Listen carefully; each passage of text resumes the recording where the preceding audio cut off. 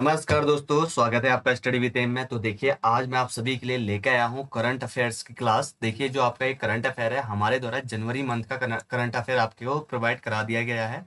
इसकी एक अलग से प्लेलिस्ट बना रखी है मंथली करंट अफेयर करके। तो आप वहां से जो जनवरी मंथ का है, जो मोस्ट इंपोर्टेंट करंट अफेयर है, उन्हीं को दिया गया है, ज्यादा लोड नहीं दिया गया है। और आपकी जो डिमांड है पेपर के अकॉर्डिंग, ठीक है ना, पेपर में ज्यादा करंट अफेयर नहीं पूछता है। तो जितने अकॉर्डिंग उसकी डिमांड है, उसी के हिसाब से हम आपको प्रोवाइड कर रहे हैं जो इंपॉर्टेंट है। बाकी कोई बेफालतू का यहाँ पे कोई करंट अफेयर आपको प्रोवाइड नहीं किया जा रहा है, ठीक है। तो आप ये क्लास देख लीजिए, आपका करंट अफेयर यहीं से आपका कवर हो जाएगा। आज हमारी ये साप्ताहिक जो करंट अफेयर है, इसकी पहली वीडियो लेके आया हूँ मैं। ये आपका रहेगा 1 से 6 मार्च 2021 तक। इसे मोस्ट 20 जो क्वेश्चन हैं, उनको हम यहाँ पे डिस्कस करेंगे।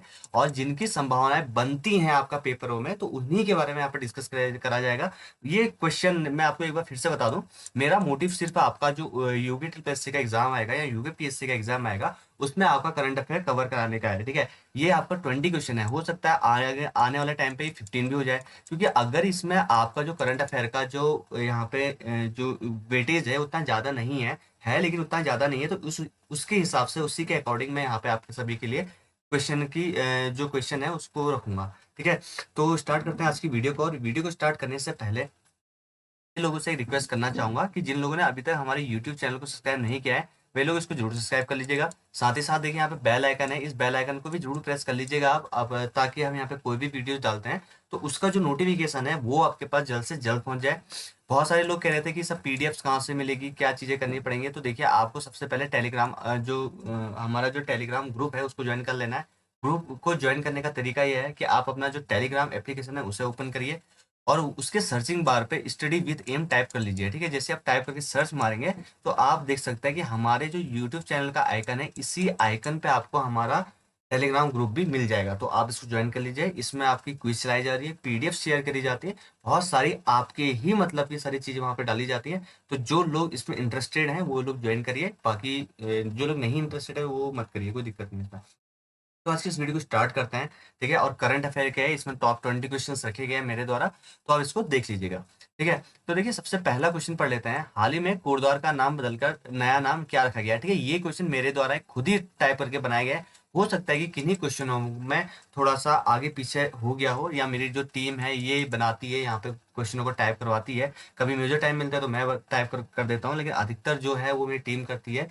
तो आप लोग इस पे क्वेश्चनों को देख लीजिएगा, थोड़ा सा हल्का सा मिसप्रिंट भी हो सकता है, तो उसको ज्यादा ध्यान मत दीजिएगा, ठीक है। तो आप देख लीजिए, हाल ही में कोटद्वार का नाम बदलकर नया नाम क्या रखा गया है, ठीक है। तो इसका देखिए, इसका जो सही आंसर होगा वो होगा आपका कर्ण नगरी, ठीक है। कोटद्वार का नाम बदल गया है, अब इसको कर्ण नगरी के नाम से जाना जाएगा, ठीक है। तो हो सकता है इसी तरीके से जो बाकी तीन ऑप्शन है, ये उलझने वाले सवाल, उलझने वाले जो आपके पेपर में ऑप्शन आ जाए, ठीक है।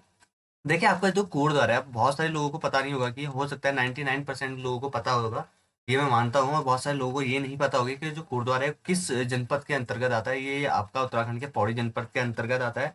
अगर पौड़ी जनपद की बात करूं तो देखिए, इसका जो गठन हुआ था किस वर्ष में हुआ था 1840 में, ठीक है। 1840 में पौड़ी जो गढ़वाल है, सॉरी पौड़ी जनपद है, उसका गठन किया गया था। और 1840 में ही जो ब्रिटिश गढ़वाल की ये राजधानी को श्रीनगर से कहाँ स्थानांतरित कर दिया गया था। पहले इसकी राजधानी कहाँ थी, ब्रिटिश गढ़वाल की राजधानी श्रीनगर, और श्रीनगर से 1840 में पौड़ी में स्थानांतरित कर दिया गया था। उसके बाद देखिए, 1840 गठन हो गया, जो जो इंपॉर्टेंट है ये ही बताऊंगा मैं, ठीक है। और 1969 में, ठीक है, 1969 में देखिए, पौड़ी को गढ़वाल जो है गढ़वाल का मुख्यालय बनाया गया, गढ़वाल मंडल का, ठीक है।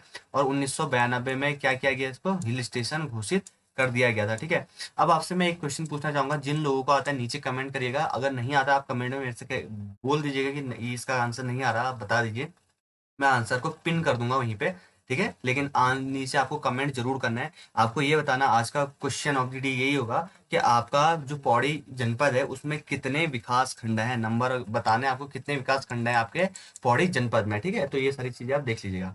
अगला क्वेश्चन की ओर बढ़ लेते हैं। देखिए, अगला क्वेश्चन आपका, ऑस्ट्रेलिया में भारत का उच्चायुक्त किसे नियुक्त किया गया है, ठीक है। इसमें कुछ मैंने जो आपका सेंट्रल लेवल के जो मोस्ट इंपोर्टेंट है उनको लिया गया है, ज्यादा करंट अफेयर की मात्रा इसमें नहीं ली गई है, लेकिन जो मोस्ट इंपोर्टेंट है उन्हीं को लिया गया है कि ऑस्ट्रेलिया में भारत का उच्चायुक्त किससे नियुक्त किया गया है। तो देखिए, इसका जो सही आंसर रहेगा वो होगा आपका मनप्रीत वोहरा, ठीक है। आंसर ऑप्शन नंबर 3 इसका सही आंसर होगा मनप्रीत वोहरा। ठीक है। अब देख लेते हैं, बात कर लेते हैं ऑस्ट्रेलिया के बारे में। ऑस्ट्रेलिया की चीज आपसे पेपर में क्या पूछ सकता है, देखिए आप ऑस्ट्रेलिया की राजधानी पूछ सकता है, तो इसकी राजधानी क्या है, कैनबरा होगी। ठीक है।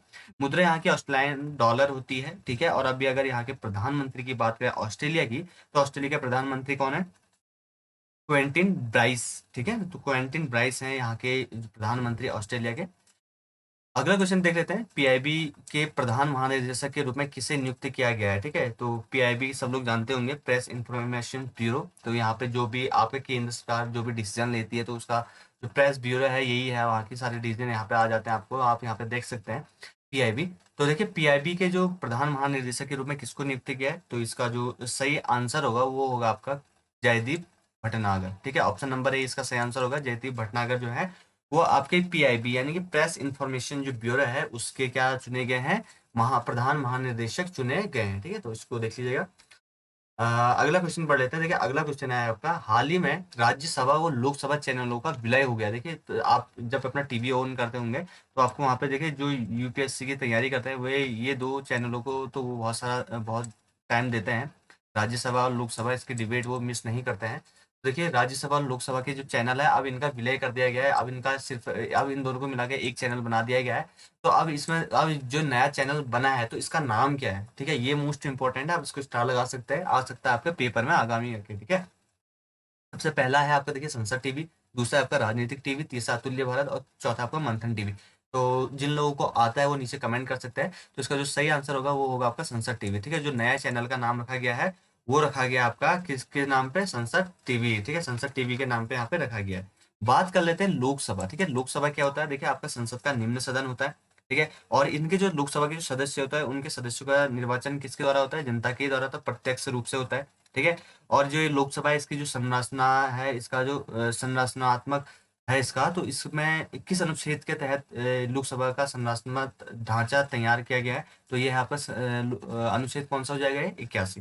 ठीक है। और वर्तमान में जो लोकसभा के अध्यक्ष कौन है, तो ये इंपॉर्टेंट है, ओम बिरला। ये ओम बिरला जी है। ठीक है। आपके क्या वर्तमान में लोकसभा के अध्यक्ष। ठीक है। अगला है आपके यहाँ पे देखिए राज्यसभा। ठीक है। ये जो ये कुछ चीजें हैं ना ये आपको आनी चाहिए कि लोकसभा क्या है, राज्यसभा, इसलिए थोड़ा थोड़ा इसमें थोड़ा सा जनरल सा आइडिया आपको दे रहा हूँ। ठीक है। ताकि आपको पता रहे, जो राज्यसभा होती है, लोकसभा क्या था, संसद का निम्न सदन, तो राज्यसभा क्या होता है, आपका संसद का उच्च सदन होता है। ठीक है। अनुच्छेद 80 देखिए 81 में ये लोकसभा है, 80 में आपका क्या है, आपका अनुच्छेद 80 आपका गठन है, आपका राज्यसभा का गठन। ठीक है। और जो राज्यसभा होती है ना, देखिए इसके सदस्यों का कार्यकाल कितने वर्ष से होता है, बहुत बार पूछा गया है, इसको नोट कर सकते हैं जिन लोगों को नहीं आता है। ठीक है। राज्यसभा के जो सदस्य होते हैं उनका जो कार्यकाल होता है वो होता है 6 वर्ष। ठीक है। और इनका जो पदेन सभापति क्या होता है, वो कौन होता है, उपराष्ट्रपति। और उपराष्ट्रपति अभी वर्तमान में कौन है, वेंकैया नायडू। ठीक है। तो ये सारी चीजें आपको पता होनी चाहिए, कोई भी आप टॉपिक पढ़ते हैं तो कुछ चीजें उससे लिंक आपको पता होनी चाहिए। अगला क्वेश्चन पढ़ लेते हैं। देखिए किसे अंतर्राष्ट्रीय मुक्केबाजी संघ की चैंपियन एंड वेंटरस समिति की अध्यक्ष चुना गया है। ठीक है। तो काफी इंपॉर्टेंट है AIBA।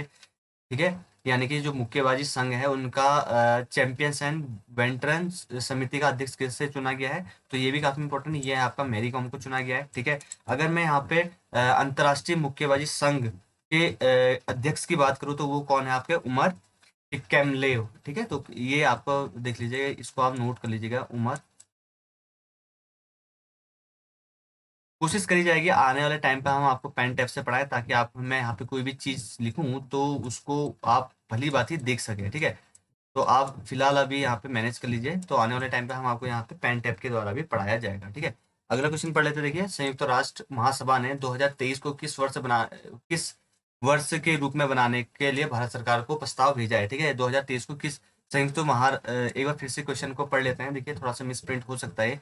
संयुक्त राष्ट्र महासभा ने 2023 को किस वर्ष के रूप में बनाने के लिए भारत सरकार को प्रस्ताव भेजा, ये सवाल इस टाइप से होना चाहिए था। सबसे पहला ऑप्शन है आपका महाकुंभ, दूसरा आपका रोजगार वर्ष, तीसरा आपका मोटा अनाज वर्ष और चौथा आपका किसान हक वर्ष। ठीक है। तो इसका जो सही आंसर होगा ये होगा आपका अंतर्राष्ट्रीय मोटा अनाज वर्ष बनाने की आपकी घोषणा की है 2023 को, इसका प्रस्ताव भेज दिया गया है। ठीक है। संयुक्त राष्ट्र महासभा को भारत सरकार ने प्रस्ताव भेज दिया गया है कि जो आपका आगामी अगर 2023 है उसको किसके रूप में मनाया जाएगा, मोटा अनाज वर्ष के रूप में मनाया जाएगा। ठीक है। तो ये आपका इंपॉर्टेंट है।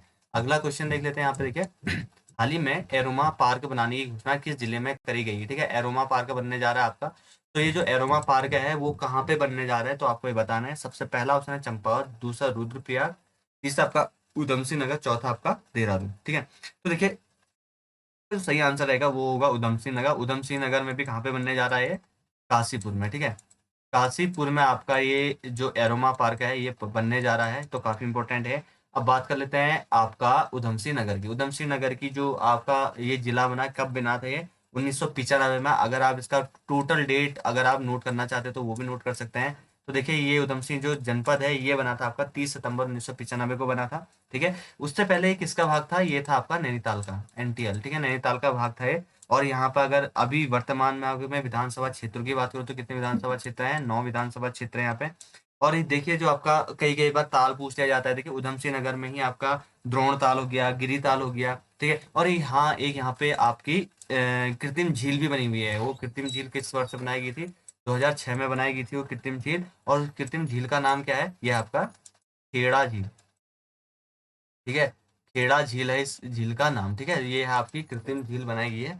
और इसका कब बनाई गई थी? ये बनाई गई थी आपकी 2006 में। ठीक है, इसको और नोट कर लीजिएगा।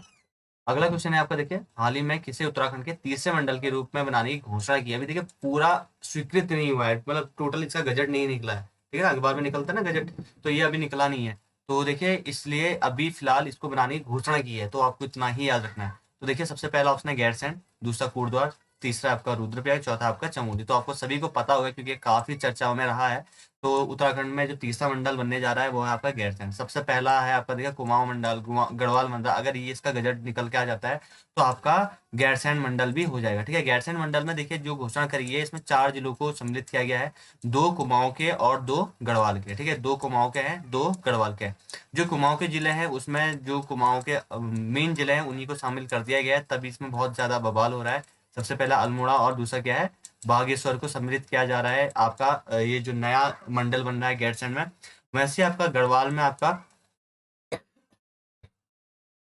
सॉरी, जैसे ही आपका जो गढ़वाल में है, गढ़वाल में आपका गढ़वाल के भी 2 मंडलों, सॉरी 2 जिलों को यहाँ पे सम्मिलित किया जा रहा है। एक तो हो गया आपका चमोली और एक हो गया आपका रुद्रप्रयाग। मेन मैटर इसमें यही है कि जो गैरसैंण है, जो आपकी ग्रीष्म कालीन यहाँ पे जो शीत ग्रीष्मकालीन राजधानी बनाई जा रही थी, तो इसको मेन चक्कर हुआ क्या है कि जो आपका गैरसैंण है इसका, वो लोग चाहते थे कि गैरसैंण को आप जिला बना दो पहले। ठीक है, लेकिन आपने सीधे कमिश्नरी बना दी। तो और उसके बाद यहाँ पे कमिश्नरी बनाने के बाद भी किया क्या कि जो कुमाऊं के मुख्य जिले थे, ठीक है, कुमाऊं की जो नींव कहा जाता था अल्मोड़ा, उसी को आपने किसमें सम्मिलित कर दिया? गैरसैंण, अगले अलग मंडल में शामिल कर दिया। तो यही इसमें थोड़ा मैटर चल रहा है और इसी की वजह से यहाँ पे थोड़ा सा विवाद चल रहा है कि गैरसैंण मंडल अब पलट भी सकता है। इसकी जो घोषणा है पलट भी सकती है, अखबार में न्यूज आ रही है, आप सभी लोग देख रहे होंगे। देखते हैं आगे होता क्या है। अगर इसका गजट निकल जाएगा तो इस पर मैं एक सेपरेट वीडियो बना दूंगा जहां पे मैं मोस्ट इंपोर्टेंट क्वेश्चंस आपके कवर करा दूंगा आपका गैरसैंण मंडल के बारे में, अगर इसका गजट निकल के आ जाएगा तो। लेकिन उससे पहले मैं यहाँ पे उसकी वीडियो नहीं बनाऊंगा। इससे पहले आपको इतना ही आपको याद रखना है कि गैरसैंण में कितने जिले आ रहे हैं, कौन कौन से जिले आ रहे हैं, बस इतना ही, इससे ज्यादा कुछ नहीं। अगला है आपका, देखिए यहाँ पे स्वच्छता सर्वेक्षण 2020 किस नगर पालिका को दूसरा स्थान मिला है? ठीक है, स्वच्छता सर्वेक्षण किया गया है आपका 2020 में, और उसमें किस नगर पालिका को उत्तराखंड से दूसरा स्थान मिला गया है? ठीक है, तो ये कौन सी नगर पालिका है? तो ये है आपकी रामनगर नगर पालिका की। ठीक है, तो देखिए ये इसको मिला है, ये किस जनपद में आती है? ये नैनीताल जनपद में आती है। ठीक है, और नैनीताल जनपद की बात करूँ तो नैनीताल जनपद को 1841 में किसके द्वारा खोजा गया था? वो खोजा गया था पी बेरन के द्वारा। ठीक है, पी बेरन के द्वारा यहाँ पे खोजा गया था। और यहाँ पे देखा नैना देवी का मंदिर भी है जिसका निर्माण किसके द्वारा कराया गया था? मोतीलाल शाह के द्वारा कराया गया था। मोस्ट इंपोर्टेंट एक क्वेश्चन बता देता हूँ, जो पिछले बार वीडियो का जो पेपर हुआ था, दोबारा एग्जाम री एग्जाम हुआ था, उसमें पूछा गया था कि नैनीताल में भूस्खलन किस वर्ष से हुआ था। तो वहां पे सिर्फ वर्ष पूछा था, मैं आपको पूरा डेट बता देता हूँ। ये जो वहां पे भूस्खलन हुआ था वो 18 सितंबर 1880, सब 8-8 है, याद रख लीजिएगा।